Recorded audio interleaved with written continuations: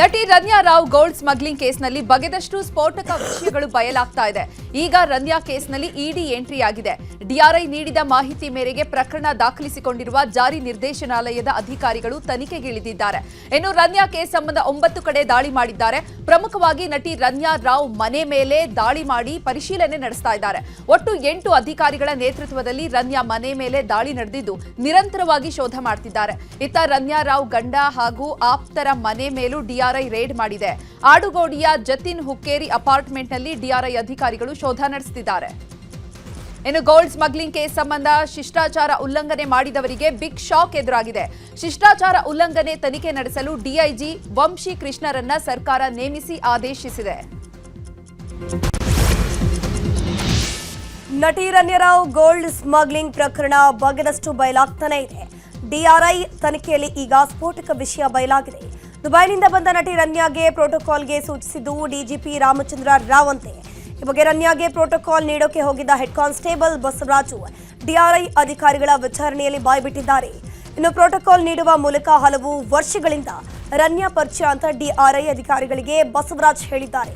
ದುಬೈನಿಂದ ಬರೋ ಮೊದಲು ರನ್ಯಾ ಕರೆ ಮಾಡ್ತಿದ್ರಂತೆ. ಅದರಂತೆ ರನ್ಯಾಗೆ ಬಸವರಾಜ್ ಪ್ರೋಟೋಕಾಲ್ ಮೂಲಕ ರನ್ಯಾಳನ್ನ ಗ್ರೀನ್ ಚಾನೆಲ್ ದಾಟಿಸ್ತಿದ್ರಂತೆ. ರನ್ಯಾಗೆ ಪ್ರೋಟೋಕಾಲ್ಗೆ ಸೂಚಿಸಿದ್ದು ರಾಮಚಂದ್ರ ರಾವ್ ಅನ್ನೋದು ವಿಚಾರಣೆಯಲ್ಲಿ ತಿಳಿದು ಬಂದಿದೆ.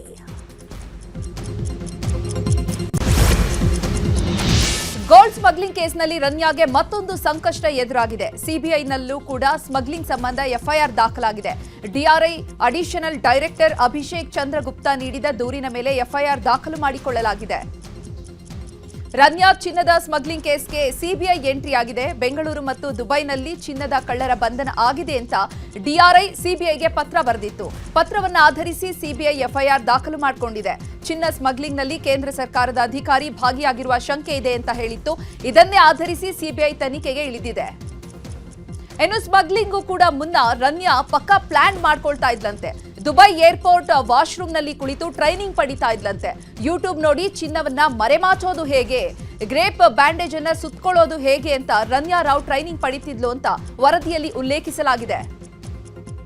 ಇನ್ನು ಪ್ರತಿ ಬಾರಿ ದುಬೈಗೆ ತೆರಳುವಾಗ ಗಂಡನ ಕ್ರೆಡಿಟ್ ಕಾರ್ಡ್ನಲ್ಲಿ ರನ್ಯಾ ಟಿಕೆಟ್ ಬುಕ್ ಮಾಡ್ತಾ ಇದ್ಲಂತೆ.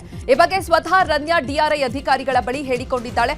ಈ ಬಗ್ಗೆ ಜತಿನ್ರನ್ನ ಡಿಆರ್ಐ ಅಧಿಕಾರಿಗಳು ವಿಚಾರಣೆ ಮಾಡಿದ್ದಾರೆ. ಚಿನ್ನದ ಸ್ಮಗ್ಲಿಂಗ್ನು ಮುನ್ನ 3 ವಾರಗಳ ಹಿಂದಿನಿಂದಲೂ ಕೂಡ ವಿದೇಶಿ ಕರೆಗಳು ಬರ್ತಾ ಇತ್ತಂತೆ.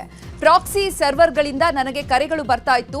6 ಅಡಿ ಎತ್ತರದ ವ್ಯಕ್ತಿ ನನಗೆ ಏರ್ಪೋರ್ಟ್ನಲ್ಲಿ ಚಿನ್ನ ಕೊಡ್ತಿದ್ದ. ನಾನೇನು ಮಾಡಿಲ್ಲ, ನನ್ನನ್ನ ಬೆದರಿಸಿದ್ರು. ಈ ಹಿಂದೆ ನಾನು ಯಾವಾಗ್ಲೂ ಚಿನ್ನ ತಂದಿಲ್ಲ ಅಂತ ರನ್ಯಾ ಡಿಆರ್ಐ ಅಧಿಕಾರಿಗಳ ಬಳಿ ಹೇಳಿಕೊಂಡಿದ್ದಾರಂತೆ. ದುಬೈನಿಂದ ಚಿನ್ನ ತಂದಿದ್ದ ನಟಿ ರನ್ಯಾ ರಾವ್ ವಿಲವಿಲ ಅಂತ ಒದ್ದಾಡ್ತಿದ್ದಾಳೆ. ತನಿಖಾ ಸಂಸ್ಥೆಗಳಿಂದ ನಿರಂತರವಾದ ತನಿಖೆ ನಡೆಯುತ್ತಿರುವಾಗಲೇ ನಟಿ ರನ್ಯಾ ಜಾಮೀನು ಕೋರಿ ಅರ್ಜಿಯನ್ನು ಹಾಕಿದ್ರು. ನಿನ್ನೆ ಆರ್ಥಿಕ ಅಪರಾಧಗಳ ವಿಶೇಷ ಕೋರ್ಟ್ ವಾದ ಪ್ರತಿವಾದವನ್ನು ಆಲಿಸಿ ಆದೇಶವನ್ನ ನಾಳೆಗೆ ಕಾಯ್ದಿರಿಸಿದೆ. ದುಬೈನಿಂದ ನಟಿ ರನ್ಯಾ ರಾವ್ ಚಿನ್ನ ಸಾಗಣೆ ಮಾಡ್ತಿದ್ದ ಕೇಸ್ಗೆ ಇನ್ನಷ್ಟು ತಿರುವು ಸಿಗುವಂತಹ ಲಕ್ಷಣಗಳು ಕಾಣಿಸುತ್ತಿವೆ. ರನ್ಯಾ ಜೊತೆ ಹಲವು ಸಿನಿಮಾ ಹಾಗೂ ಧಾರಾವಾಹಿ ನಟಿಯರು ಚಿನ್ನ ಸಾಗಾಣಿಕೆಯಲ್ಲಿ ಭಾಗಿಯಾಗಿದ್ದಾರೆ ಎನ್ನಲಾಗಿದೆ. ನಟಿಯರನ್ನ ಬಳಸಿಕೊಂಡು ಅಕ್ರಮವಾಗಿ ವಿದೇಶಗಳಿಂದ ಚಿನ್ನ ಸಾಗಾಣಿಕೆ ರನ್ಯಾ ರಾವ್ ಪ್ಲಾನ್ ಮಾಡಿದ್ದಳು ಎಂಬ ಮಾಹಿತಿ ಸಿಕ್ಕಿದೆ. ನಟಿ ರನ್ಯಾ ರಾವ್ ಗೋಲ್ಡ್ ಸ್ಮಗ್ಲಿಂಗ್ ಪ್ರಕರಣ ರಾಜ್ಯ ಸರ್ಕಾರ ಯಾರನ್ನೋ ರಕ್ಷಿಸಲು ಹೊರಟಿದೆ ಅಂತ ಪ್ರಹ್ಲಾದ್ ಜೋಶಿ ಆರೋಪಿಸಿದ್ದಾರೆ. ಹುಬ್ಬಳ್ಳಿಯಲ್ಲಿ ಮಾತನಾಡಿದ ಅವರು, ಅಕ್ರಮವಾಗಿ ತಂದಂತಹ ಚಿನ್ನ ಎಲ್ಲಿಗೆ ಹೋಗ್ತಾ ಇತ್ತು, ಪ್ರಕರಣದಲ್ಲಿ ಮಂತ್ರಿಯನ್ನ ರಕ್ಷಣೆ ಮಾಡುವ ಕಾರ್ಯ ನಡೀತಾ ಇದೆ ಅಂತ ಸರ್ಕಾರದ ವಿರುದ್ಧ ವಾಗ್ದಾಳಿ ನಡೆಸಿದ್ದಾರೆ. ಯಾರನ್ನೂ ಒಂದು ರಕ್ಷಿಸಲಿಕ್ಕೆ ಹೊರಟಿರುವಂತಹದ್ದಂಗೆ ಬಹಳ ಸ್ಪಷ್ಟವಾಗಿ ಕಾಣ್ತದೆ. ಬಹಳ ಸ್ಪಷ್ಟವಾಗಿ ಅವರನ್ನು ಉಲ್ಲೇಖಿಸಿ ಬರ್ತಾ ಇರುವಂಥದ್ದು ಇದರಲ್ಲಿ ರಾಜಕಾರಣಿಗಳು ಇದ್ದಾರಂತ. ಒಬ್ಬ ಹೇಳ್ತಾನ ಇದು CID ಕೊಟ್ಟಿವಿ ಅಂತ, ಇನ್ನೊಬ್ಬ ಹೇಳ್ತಾನ ಇಲ್ಲ EDG ತನಿಖೆ ಮಾಡ್ತಾ ಇದ್ದಾರೆ ಅಂತ.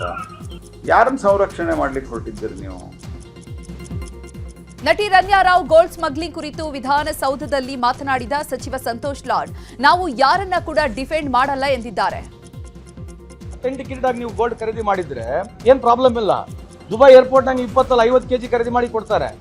ಇಲ್ಲಿ ಕಸ್ಟಮ್ಸ್ ಯಾಕೆ ಬೈಪಾಸ್ ಮಾಡ್ತಾರೆ, ನೀವು ಅದನ್ನ ಡ್ಯೂಟಿ ಕಟ್ಟಬೇಕಾಗುತ್ತೆ. Where is the money coming from? The cheap gold which is bought in Dubai, which is coming into India, bypassing the custom. It shows you are avoiding the duty. ಆ duty difference ಅಲ್ಲಿ ದುಡ್ಡು ಆಗ್ತಕ್ಕಂಥ ವ್ಯವಹಾರ ಇದು. Any government if you buy gold, ಇಲ್ಲಿಂದ ನೀವು gold ಖರೀದಿ ಮಾಡೋದ್ರ ಇದಕ್ಕೇನು ತೊಂದರೆ ಇದೆ? ಇನ್ನು ಇದೇ ವಿಚಾರವಾಗಿ ಮಾತನಾಡಿದ ಸಚಿವೆ ಲಕ್ಷ್ಮೀ ಹೆಬ್ಬಾಳ್ಕರ್, ನನ್ನ ಹತ್ರ ಇಂಟೆಲಿಜೆನ್ಸ್ ಇಲ್ಲ, ಹೋಮ್ ಮಿನಿಸ್ಟರ್ ಮತ್ತು ಸಿಎಂ ಸಾಹೇಬ್ರಿಗೆ ಗೊತ್ತು, ಇದರಲ್ಲಿ ಯಾರೇ ಇನ್ವಾಲ್ವ್ ಆಗಿದ್ರೂ ಕೂಡ ತನಿಖೆಯಿಂದ ಹೊರಬರುತ್ತೆ ಎಂದಿದ್ದಾರೆ. ನೋಡಿ, ರಣ್ಯಾರಾವ್ ಕೇಸ್ನಲ್ಲಿ ತಾವು ಏನೇನು ಮಾಧ್ಯಮದಲ್ಲಿ ತೋರಿಸ್ತಾ ಇದ್ದಾರೋ ಅಷ್ಟೇ ನಮಗೆ ಗೊತ್ತು. ನಾನು ನಿನ್ನೆನೂ ಕೂಡ ಹೇಳಿದ್ದೀನಿ, ಇವತ್ತು ಕೂಡ ಹೇಳ್ತೀನಿ. ನನ್ನ ಹತ್ರ ನನ್ನ ಇಲಾಖೆಯಲ್ಲೇನು ಇಂಟೆಲಿಜೆನ್ಸ್ ಇಲ್ಲ. ಹೋಮ್ ಮಿನಿಸ್ಟ್ರಿಗೆ ಸಿಎಂ ಸಾಹೇಬರಿಗೆ ಇದ್ರ ಬಗ್ಗೆ ಗೊತ್ತು. ಬಟ್ ಒಂದೇ ಮಾತನ್ನು ನಾನು ಹೇಳಲಿಕ್ಕೆ ಬಯಸ್ತೇನೆ, ಸರ್ಕಾರದ ಯಾರೇ ಇದರಲ್ಲಿ ಇನ್ವಾಲ್ವ್ ಆಗಿದ್ರೂ ಕೂಡ ಅದು ತನಿಖೆಯಿಂದ ಹೊರಗೆ ಬರುತ್ತೆ. ಹೊರಗೆ ಬಂದ ಮೇಲೆ ಏನೇನು ಕ್ರಮ ಆಗುತ್ತೋ ಅದು ಕ್ರಮ ಆಗುತ್ತೆ. ಇನ್ನು ಇದೇ ವಿಚಾರಕ್ಕೆ ಸಂಬಂಧಪಟ್ಟಂತೆ ಸತೀಶ್ ಜಾರಕಿಹೊಳಿ ಕೂಡ ಮಾತನಾಡಿದ್ದಾರೆ. ಏರ್ಪೋರ್ಟ್ ಇರೋದು ಕೇಂದ್ರದ ಅಧೀನದಲ್ಲಿ, ಬಿಜೆಪಿಯವರು ಜವಾಬ್ದಾರಿಯಿಂದ ಮಾತನಾಡಬೇಕು ಅಂತ ಕೌಂಟರ್ ಕೊಟ್ಟಿದ್ದಾರೆ. ಅವರೇ ಸ್ಪಷ್ಟೀಕರಣ ಕೊಡಬೇಕು. ಅವರು ಸಂಬಂಧಪಟ್ಟ ಸಚಿವರು ಆದೇಶ ಅವರೇ ಮಾಡಿದ್ರು.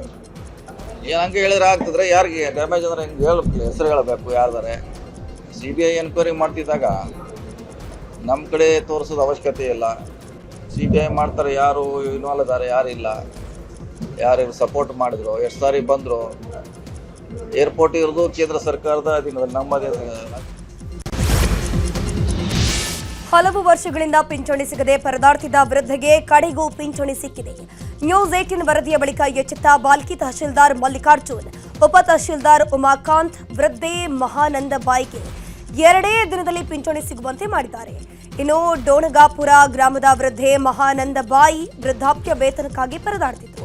ಈ ಬಗ್ಗೆ ನ್ಯೂಸ್ 18 ವರದಿ ಕೂಡ ಮಾಡಿತ್ತು. ನ್ಯೂಸ್ 18 ವರದಿಯ ಬಳಿಕ ವೃದ್ಧೆ ವಾಸವಾಗಿರುವ ಆಸ್ಪತ್ರೆಯ ಕ್ವಾರ್ಟರ್ಸ್ಗೆ ಭೇಟಿ ನೀಡಿದ ಅಧಿಕಾರಿಗಳು ಪಿಂಚಣಿ ಆದೇಶದ ಪ್ರತಿ ನೀಡಿದ್ದಾರೆ. ಏನು ಮಾಡಿಲ್ಲ, ಯಾರು ಭೀ ಕೇಳಿಲ್ಲ. ಈಗ ಬಂದು ಟಿವಿದ ಹಾಕಿದ್ರು, ಎಲ್ಲರಿಗೂ ಕರೆಸಿ ಮಾಡ್ಯಾರೀಗ. ಪಗಾರ ತಂದು ಕೊಟ್ಟಾರ. ಮತ್ತಿನ ರೇಷನ್ ಕಾರ್ಡ್ ಮಾಡೋರದ. ಹಾಂ, ಪುಣ್ಯ ಹತ್ಲಿ ಅವ್ರಿಗೆ ತೋಲ್ ನಮಸ್ಕಾರ ಅವ್ರಿಗೆ, ಟಿವಿದವ್ರಿಗೆ. ಚಿತ್ರದುರ್ಗದಲ್ಲಿ ಜೀವದ ಹಂಗು ತೊರೆದು ಫಾರೆಸ್ಟ್ ವಾಚರ್ ಕೃಷ್ಣಮೂರ್ತಿ ಚಿರತೆ ಸೆರೆ ಹಿಡಿದಿದ್ದಾರೆ. ನಾಗೇಶ್ ಎನ್ನುವವರ ಮಾವಿನ ತೋಟದಲ್ಲಿ ಚಿರತೆಯನ್ನ ಸೆರೆ ಹಿಡಿದಿದ್ದಾರೆ. ಚಿರತೆ ಸೆರೆ ಹಿಡಿದ ವಿಡಿಯೋ ಭಾರಿ ವೈರಲ್ ಆಗಿದೆ. ಶಿವಮೊಗ್ಗದ ಸಾಗರದ ಹೆದ್ದಾರಿ ಅಗಲೀಕರಣ ಹಾಗೂ ಒಳಚರಂಡಿ ಕಾಮಗಾರಿಯನ್ನು ವಿರೋಧಿಸಿ ಸ್ಥಳೀಯರು ದಿಢೀರಂತ ಪ್ರತಿಭಟನೆ ಮಾಡಿದರು. ಅವೈಜ್ಞಾನಿಕ ಕಾಮಗಾರಿ ಎಂದು ಆರೋಪಿಸಿ ಸ್ಥಳೀಯರು ಚರಂಡಿಗೆ ಇಳಿದು ಅಧಿಕಾರಿಗಳ ವಿರುದ್ಧ ಆಕ್ರೋಶ ವ್ಯಕ್ತಪಡಿಸಿದರು. ಇನ್ನು ರಸ್ತೆ ಅಗಲೀಕರಣದಲ್ಲಿ ತಾರತಮ್ಯ ಮಾಡಲಾಗ್ತಿದೆ ಅಂತ ಆರೋಪವನ್ನು ಮಾಡಿದ್ರು. ಡೆವಿಲ್ ಸಿನಿಮಾದ ಚಿತ್ರೀಕರಣ ಮೈಸೂರಿನಲ್ಲಿ ನಡೀತಾ ಇದೆ. ನಿನ್ನೆ ಮೈಸೂರಿನ ಸರ್ಕಾರಿ ಗೆಸ್ಟ್ ಹೌಸ್ನಲ್ಲಿ ಚಿತ್ರೀಕರಣವನ್ನ ನಡೆಸಲಾಗಿತ್ತು. ಇಂದು ಲಲಿತ್ ಮಹಲ್ ಹೋಟೆಲ್ನಲ್ಲಿ ಚಿತ್ರೀಕರಣ ಮಾಡಲಾಗಿದೆ. ಇನ್ನು ನಟ ಯಶ್ ನಟನೆಯ ಟಾಕ್ಸಿಕ್ ಚಿತ್ರಕ್ಕೆ ಹಾಲಿವುಡ್ನ ಸ್ಪರ್ಶ ಸಿಕ್ಕಿದೆ. ರಾಕಿ ಭಾಯ್ ಚಿತ್ರಕ್ಕೆ ಮೊದಲ ಬಾರಿಗೆ ಹಾಲಿವುಡ್ನ stunt master J Perry fight compose ಮಾಡಿದ್ದಾರೆ. ಈಗ ರಾಜಕೀಯ ವಲಯದ ಸುದ್ದಿಗಳನ್ನು ನೋಡ್ತಾ ಹೋಗೋಣ. ವಿಧಾನಸಭೆಯಲ್ಲಿ ಬಜೆಟ್ ಬಗ್ಗೆ ವಿಪಕ್ಷ ನಾಯಕ ಆರ್ ಅಶೋಕ್ ಅವರು ಮಾತನಾಡಿದರು. ಈ ವೇಳೆ ಸರ್ಕಾರದ ವಿರುದ್ಧ ವಾಗ್ದಾಳಿ ಮಾಡಿದ ಆರ್ ಅಶೋಕ್, ಎಸ್ಸಿಪಿ ಟಿಎಸ್ಪಿ ಹಣ ಗ್ಯಾರಂಟಿಗೆ ಬಳಸಲಾಗ್ತಿದೆ ಅಂತ ಕಿಡಿಕಾರಿದ್ರು. ಇನ್ನು ಶಾಲಾ ಕಟ್ಟಡ ನಿರ್ವಹಣೆಗೆ ದಲಿತರ ಹಣ ಬಳಸುತ್ತಿದ್ದಾರೆ, ಅರಣ್ಯ ಇಲಾಖೆಗೆ ದಲಿತರ ಹಣ ನೀಡಲಾಗಿದೆ. ಈ ವೇಳೆ ಬಿಜೆಪಿ ವಿರುದ್ಧ ಕಾಂಗ್ರೆಸ್ ಶಾಸಕ ನರೇಂದ್ರ ಸ್ವಾಮಿ ತಮ್ಮ ಆಕ್ರೋಶ ವ್ಯಕ್ತಪಡಿಸಿದ್ರು. ಈ ವೇಳೆ ಯತ್ನಾಳ್ ಮಧ್ಯಪ್ರವೇಶ ಮಾಡಿ ನರೇಂದ್ರ ಸ್ವಾಮಿ ಸಮಾಜ ಕಲ್ಯಾಣ ಸಚಿವರಾಗಬೇಕು ಅಂತ ಕಾಲಿಡಿದ್ರು. ವಿಧಾನಸಭೆಯಲ್ಲಿ ಕರಾವಳಿಯ ಅಭಿವೃದ್ಧಿ ವಿಚಾರ ಕೂಡ ಚರ್ಚೆ ನಡೆದಿದೆ. ಈ ಬಗ್ಗೆ ಬಿಜೆಪಿ ಶಾಸಕ ಸುನೀಲ್ ಕುಮಾರ್ ಮಾತನಾಡಿ, ಬೇರೆ ಜಿಲ್ಲೆಗೆ ಹೋಲಿಸಿದ್ರೆ ನಮ್ಮ ಜಿಲ್ಲೆಗೆ ಯೋಜನೆ ಕಡಿಮೆ, ನಮ್ಮ ಕರಾವಳಿ ಬಗ್ಗೆ ಚರ್ಚೆ ಆಗಲ್ಲ ಅಂತ ಬೇಸರ ವ್ಯಕ್ತಪಡಿಸಿದ್ದಾರೆ. ಇನ್ನು ನಮ್ಮ ಜಿಲ್ಲೆಗಳಲ್ಲಿ ಪ್ರವಾಸೋದ್ಯಮವನ್ನ ಅಭಿವೃದ್ಧಿ ಮಾಡಬೇಕು ಅಂತ ಹೇಳಿದ್ದಾರೆ. ಇನ್ನು ಕೆಲ ಕರಾವಳಿ ಶಾಸಕರು ತುಳು ಭಾಷೆಯನ್ನ ರಾಜ್ಯದ ಹೆಚ್ಚುವರಿ ಭಾಷೆಯಾಗಿ ಘೋಷಣೆ ಮಾಡಬೇಕು ಅಂತ ಆಗ್ರಹಿಸಿದ್ದಾರೆ. ವೀರಶೈವ ಲಿಂಗಾಯತ ಮುಖಂಡರ ಜೊತೆ ಸಭೆ ನಡೆಸಿರೋ ರೇಣುಕಾಚಾರ್ಯಗೆ ಸಭೆಯನ್ನ ಮಾಡದಂತೆ ಸೂಚನೆ ನೀಡಲಾಗಿದೆ. ಮಾಜಿ ಸಿಎಂ ಬಿಎಸ್ ಯಡಿಯೂರಪ್ಪ ಹಾಗೂ ವಿಜಯೇಂದ್ರ ಸಭೆ ಮಾಡದಂತೆ ಸೂಚನೆ ಕೊಟ್ಟಿದ್ದಾರೆ. ಇದರ ನಡುವೆ ವೀರಶೈವ ಸಮಾವೇಶವನ್ನ ಮಾಡೇ ಮಾಡ್ತೀವಿ ಅಂತ ರೇಣುಕಾಚಾರ್ಯ ಹೇಳಿದ್ದಾರೆ. ಬಿಎಸ್ವೈ ವಿಜಯೇಂದ್ರ ಮಾಡದಂತೆ ಸೂಚನೆ ಕೊಟ್ಟಿದ್ದಾರೆ, ಆದರೂ ಸಮಾವೇಶ ಮಾಡೇ ಮಾಡ್ತೀವಿ ಅಂತ ಹೇಳಿದ್ರು. ಕಾಂಗ್ರೆಸ್ನ 40% ಮತ್ತು ಪೇ ಸಿಎಂ ಆರೋಪಕ್ಕೆ ಬಿಜೆಪಿ ಕೌಂಟರ್ ಕೊಟ್ಟಿದೆ. ಸಿಎಂ ಸಿದ್ದರಾಮಯ್ಯರ ಅಣುಕು ಮಾಡಿ ಗೋಡೆ ಬರಹವನ್ನ ಗ್ರಾಫಿಕ್ಸ್ ವಿಡಿಯೋವನ್ನ ತನ್ನ ಎಕ್ಸ್ ಖಾತೆಯಲ್ಲಿ ಹರಿಬಿಟ್ಟಿದೆ. ಹಗಲಾಗಲಿ ರಾತ್ರಿಯಾಗಲಿ ಸುಮ್ಮನೆ 60% ಲೂಟಿ ಮಾಡಿ ಅಂತ ಗೋಡೆ ಬರಹದ ಗ್ರಾಫಿಕ್ಸ್ ವಿಡಿಯೋವನ್ನ ಹರಿಬಿಟ್ಟು ತಿರುಗೇಟು ನೀಡಿದೆ. ಇನ್ನು 60% ಸರ್ಕಾರ ಎಂಬ ಬಿಜೆಪಿ ಪೋಸ್ಟರ್ಗೆ ಕಾಂಗ್ರೆಸ್ ನಾಯಕರು ಕಿಡಿಕಾರಿದ್ದಾರೆ. ಈ ಕುರಿತು ಮಾತನಾಡಿದ ಸಚಿವ ಸತೀಶ್ ಜಾರಕಿಹೊಳಿ, ನಾವು ಆರೋಪ ಮಾಡೋದಕ್ಕೆ ಆಧಾರ ಇತ್ತು, ಬಿಜೆಪಿಯವರಿಗೆ ಯಾವುದೇ ಆಧಾರ ಇಲ್ಲ ಅಂತ ತಿರುಗೇಟು ನೀಡಿದ್ದಾರೆ.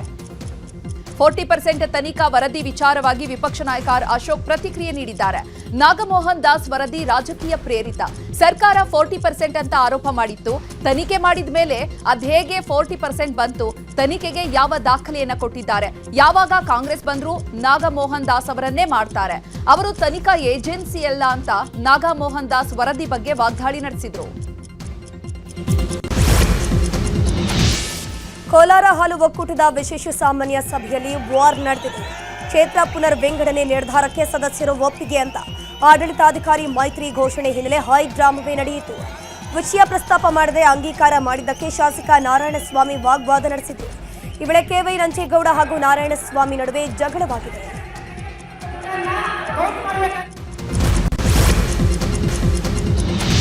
ಪೊಲೀಸ್ ಸಿಬ್ಬಂದಿ ಮುಂದೆಯೇ ಕಳ್ಳನೊಬ್ಬ ಕೈ ಚಳಕ ಮೆರೆದಿದ್ದಾನೆ.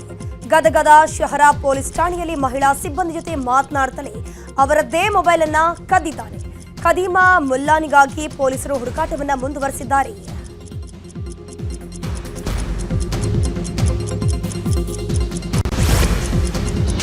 ದೆಹಲಿಯಲ್ಲಿ ವಿದೇಶಿ ಮಹಿಳೆ ಮೇಲೆ ಅತ್ಯಾಚಾರ ನಡೆಸಲಾಗಿದೆ. ದೆಹಲಿಯ ಮಹಿಪಾಲ್ಪುರ ಹೋಟೆಲ್ನಲ್ಲಿ ಬ್ರಿಟನ್ ಮಹಿಳೆ ಮೇಲೆ ಪೈಶಾಚಿಕ ಕೃತ್ಯ ನಡೆಸಿದ ಇಬ್ಬರನ್ನ ಪೊಲೀಸರು ಅರೆಸ್ಟ್ ಮಾಡಿದ್ದಾರೆ. ರಾಷ್ಟ್ರೀಯ ಶಿಕ್ಷಣ ನೀತಿಗೆ ಸಂಬಂಧಪಟ್ಟಂತೆ ತಮಿಳುನಾಡು ಮತ್ತು ಕೇಂದ್ರ ಸರ್ಕಾರದ ನಡುವೆ ತಿಕ್ಕಾಟ ಜೋರಾಗಿದೆ. ಈ ಮಧ್ಯೆ ಹಿಂದಿ ಏರಿಕೆ ವಿರುದ್ಧ ಸ್ಟಾಲಿನ್ ವಿನೂತನ ರೀತಿಯಲ್ಲಿ ಪ್ರತಿಭಟನೆ ನಡೆಸಿದ್ದಾರೆ. ಬಜೆಟ್ ಪುಸ್ತಕದಿಂದ ದೇವನಾಗರಿ ಲಿಪಿಯ ರೂಪಾಯಿ ಚಿಹ್ನೆಯನ್ನ ಕೈಬಿಟ್ಟಿದ್ದು ತಮಿಳಿನ ಚಿಹ್ನೆಯನ್ನ ಅಳವಡಿಸಿಕೊಂಡಿದ್ದಾರೆ. ಬಾಡಿಗೆ ಮನೆಯ ಬಳಿ ಪಾರ್ಕಿಂಗ್ ವಿಚಾರಕ್ಕೆ ನಡೆದ ಗಲಾಟೆಯಲ್ಲಿ ನೆರೆ ಮನೆಯವನಿಂದ ಹಲ್ಲೆಗೊಳಗಾಗಿದ್ದ ವಿಜ್ಞಾನಿಯೊಬ್ಬರು ಸಾವಿಗೀಡಾಗಿದ್ದಾರೆ. ಪಂಜಾಬ್ನ ಮೊಹಾಲಿಯಲ್ಲಿ ಈ ಒಂದು ದುರ್ಘಟನೆ ನಡೆದಿದೆ. ಚಂದ್ರಯಾನ 3 ಸೇರಿದಂತೆ ಹಲವು ಮಹತ್ವದ ಮೈಲಿಗಲ್ಲು ನಿರ್ಮಿಸಿರುವಂತಹ ಇಸ್ರೋ ಇದೀಗ ಮತ್ತೊಂದು ಐತಿಹಾಸಿಕ ಸಾಧನೆ ಮಾಡಿದೆ. ಬಾಹ್ಯಾಕಾಶದಲ್ಲಿ ಆನ್ ಡಾಕಿಂಗ್ ಪ್ರಕ್ರಿಯೆ ಪೂರ್ಣಗೊಂಡಿದ್ದು ಇಸ್ರೋ ಮಹತ್ವಾಕಾಂಕ್ಷೆಯ ಸ್ಪಾಡೆಕ್ಸ್ ಉಡಾವಣೆ ಸಂಪೂರ್ಣ ಯಶಸ್ವಿಯಾಗಿದೆ.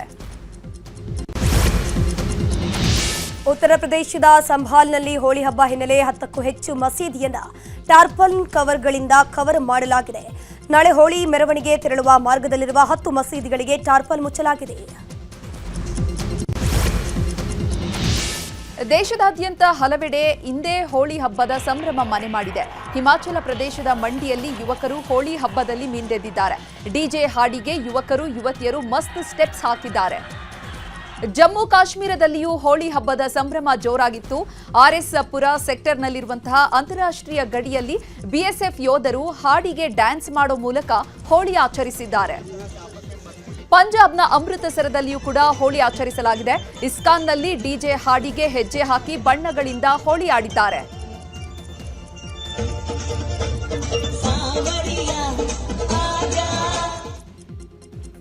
ಇನ್ನು ಉತ್ತರ ಪ್ರದೇಶದಲ್ಲಿಯೂ ಕೂಡ ಹೋಳಿ ಆಚರಣೆ ಸಂಭ್ರಮದಿಂದ ನಡೆದಿದೆ. ಸಂಬಾಲ್ನಲ್ಲಿ ಇತ್ತೀಚೆಗೆ ತೆರೆಯಲಾಗಿದ್ದಂತಹ ಶಿವ ಹನುಮಾನ್ ದೇಗುಲದಲ್ಲಿ ಜನರು ಹೋಳಿ ಆಡಿದ್ರು. ಇತ್ತ ಅಯೋಧ್ಯೆಯಲ್ಲಿಯೂ ಕೂಡ ವಿವಿಧ ಬಣ್ಣಗಳನ್ನ ಎರಚೋ ಮೂಲಕ ಜನರು ಹೋಳಿಯನ್ನ ಆಚರಿಸಿದ್ರು. ಪಾಕಿಸ್ತಾನದ ಪ್ರಧಾನಿ ಶಹಬಾಜ್ ಶರೀಫ್ ಬಲೂಚಿಸ್ತಾನ ಪ್ರಾಂತ್ಯಕ್ಕೆ ಭೇಟಿ ನೀಡಿದ್ದಾರೆ. ಬಲೂಚಿಸ್ತಾನ ಪ್ರಾಂತ್ಯದಲ್ಲಿ ಜಾಫರ್ ಎಕ್ಸ್ಪ್ರೆಸ್ ರೈಲಿನ ಮೇಲೆ ದಾಳಿ ನಡೆಸಿದ ಬಂಡುಕೋರರು ಹಲವರನ್ನ ಹತ್ಯೆ ಮಾಡಿದ್ರು. ಘಟನೆ ನಡೆದು 1 ದಿನದ ಬಳಿಕ ಶಹಬಾಜ್ ಶರೀಫ್ ಬಲೂಚಿಸ್ತಾನಕ್ಕೆ ಭೇಟಿ ನೀಡಿ ಕಾನೂನು ಸುವ್ಯವಸ್ಥೆ ಪರಿಶೀಲನೆ ನಡೆಸಿದ್ದಾರೆ. ಕದನ ವಿರಾಮ ಪ್ರಸ್ತಾಪವನ್ನು ತಿರಸ್ಕರಿಸೋದ್ರಿಂದ ರಷ್ಯಾಗೆ ವಿನಾಶಕಾರಿ ಸಂಭವಿಸಬಹುದು ಅಂತ ಅಮೆರಿಕ ಅಧ್ಯಕ್ಷ ಡೊನಾಲ್ಡ್ ಟ್ರಂಪ್ ಎಚ್ಚರಿಕೆ ನೀಡಿದ್ದಾರೆ. 3 ವರ್ಷಗಳಿಂದ ನಡೆಯುತ್ತಿರುವ ಯುದ್ಧವನ್ನು ಅಂತ್ಯಗೊಳಿಸುವ ನಿಟ್ಟಿನಲ್ಲಿ ಅಮೆರಿಕ, ಉಕ್ರೇನ್, ಸೌದಿ ಅರೇಬಿಯಾದಲ್ಲಿ ಸಭೆ ನಡೆಸಿತ್ತು. ಅಮೆರಿಕದ ಪ್ರಸ್ತಾಪವನ್ನು ಉಕ್ರೇನ್ ಒಪ್ಪಿಕೊಂಡಿದ್ದು 30 ದಿನಗಳ ಕಾಲ ಕದನ ವಿರಾಮಕ್ಕೆ ಒಪ್ಪಿಗೆ ನೀಡಿದೆ. ಈಗ ಕದನ ವಿರಾಮವನ್ನು ರಷ್ಯಾ ತಿರಸ್ಕರಿಸಬಾರದು ಅಂತ ಟ್ರಂಪ್ ಪುಟಿನ್ಗೆ ಎಚ್ಚರಿಕೆ ನೀಡಿದ್ದಾರೆ. ಗಗನಯಾತ್ರಿಗಳಾದ ಸುನಿತಾ ವಿಲಿಯಮ್ಸ್ ಮತ್ತು ಬುಚ್ ವಿಲ್ಮೋರ್ ಜೋಡಿ ಅಂತಾರಾಷ್ಟ್ರೀಯ ಬಾಹ್ಯಾಕಾಶ ನಿಲ್ದಾಣದಲ್ಲಿ ಸಿಲುಕಿಕೊಂಡಿದೆ. ಇದೀಗ ಅವರನ್ನ ಕರೆತರುವ ಕಾರ್ಯಾಚರಣೆಯನ್ನ ಮತ್ತೆ ಮುಂದೂಡಲಾಗಿದೆ ಅಂತ ನಾಸಾ ತಿಳಿಸಿದೆ. ತಾಂತ್ರಿಕ ಸಮಸ್ಯೆ ಹಿನ್ನೆಲೆಯಲ್ಲಿ ಸ್ಪೇಸ್ ಎಕ್ಸ್ ಉಡಾವಣೆ ರದ್ದುಗೊಳಿಸಲಾಗಿದೆ ಅಂತ ನಾಸಾ ಹೇಳಿದೆ.